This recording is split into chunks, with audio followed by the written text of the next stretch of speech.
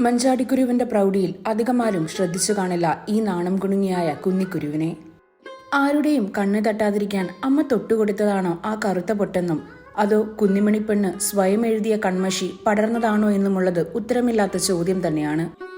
കൂടുവിട്ട് മണ്ണിൽ പൊട്ടിവീണ കുന്നിക്കുരുവിനെ കൂടെ കൂട്ടുമ്പോൾ അവളുടെ കണ്ണുകളിലുണ്ടായിരുന്നത് ഒരു ഭയമായിരുന്നു.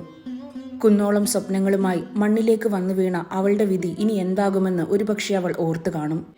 മണ്ണിന്റെ ഗന്ധമറിയാതെ, ആകാശം കാണാതെ താൻ കണ്ട സ്വപ്നങ്ങളൊക്കെയും ആരുടെയെങ്കിലുമൊക്കെ ചെപ്പിനുള്ളിൽ അടച്ചുവെക്കപ്പെടേണ്ടി വരുമോ എന്നും അവൾ ആകുലപ്പെട്ടു കാണും. പ്രിയമേറിയ ഓർമ്മകളുടെ ചെപ്പിലേക്കാണ് നിന്നെ ഞാൻ കൂട്ടിക്കൊണ്ടു പോകുന്നത്. അവിടെ നിന്നെപ്പോലെ തന്നെ എനിക്ക് പ്രിയപ്പെട്ട മറ്റു പലരുമുണ്ട്. പല നിറങ്ങളാൽ സമ്പന്നമായ എൻ്റെ ഓർമ്മച്ചെപ്പിലേക്ക് നിനക്കും സ്വാഗതം.